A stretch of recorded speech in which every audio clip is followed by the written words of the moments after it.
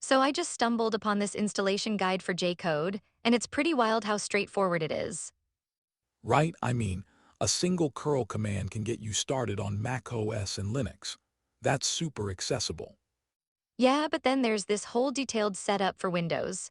I wonder how many people actually prefer using PowerShell for installations. That's a good point. It's like, do folks even realize they can use it? But hey, what's impressive is the performance optimization. Absolutely, the RAM usage stats are eye-opening. Like jcode's baseline is 27.8 MB for one session. That's impressive. Totally. And when you stack up against tools like OpenCode, which hits 371.5 MB, it's clear J-code is designed for efficiency. But does that mean sacrificing performance for efficiency? I mean, can it still handle complex tasks? Good question. It seems like J-code is built for multi-session workflows, so it must balance that somehow. Right, and the time to first frame is just 14 ms. That's faster than a blink. Exactly. When you see 590.7 ms for Pi, it's a clear advantage. Makes you wonder about real-time applications. It's like imagine coding in real time without delays. It could change the game for developers. And then there's the memory system, right? The way it embeds each turn as a semantic vector is fascinating. Wait, what's a semantic vector? Is that just a fancy term for memory storage? Sort of, it's more about how it retrieves relevant memories based on similarity. Makes the conversation feel more natural. So it's like the AI has a brain of sorts. It remembers and pulls up relevant info. That's super cool. Exactly, but I'm curious about the limitations of that system. Does it always retrieve the most relevant info? I wonder if it sometimes pulls up irrelevant memories. That could lead to some awkward conversations. True, and there's the ambient mode that reorganizes memories regularly. So maybe it mitigates that risk. That's a smart way to handle it, but let's talk about the UI side panels. Real-time updates sound like a game changer. Oh, definitely. Imagine editing code while keeping track of auxiliary info without cluttering the workspace. Exactly, plus how it renders mermaid diagrams inline is such a neat feature. Visual aids are everything. Visual learning definitely enhances understanding.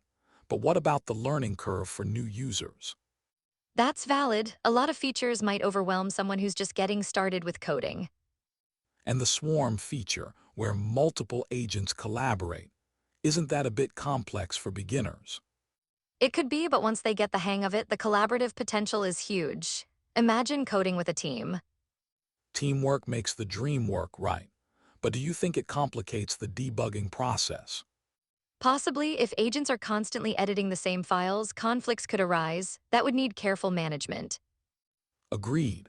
But the auto-resolution feature sounds like it could help mitigate that chaos. True, it's all about finding that balance between collaboration and control. And speaking of control, I love that J-code supports OAuth and various providers. It's a smart move for integration. Users can stick with their preferred platforms without starting from scratch. But with so many options, how do you think it impacts user experience? Could it get overwhelming?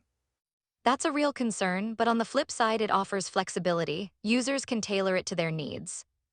Flexibility is key in today's tools, and the self-dev mode, that's innovative. Right, it allows the AI to modify its source code. I can't help but wonder about the implications. Like how would it ensure stability while making changes?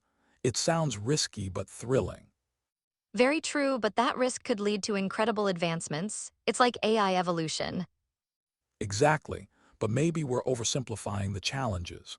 Changing code isn't as easy as it sounds. Right, and the community aspect, sharing discoveries and improvements could accelerate development. That's a solid point. This collaborative spirit might drive innovation further. Thinking about all this makes me excited for the future of coding tools.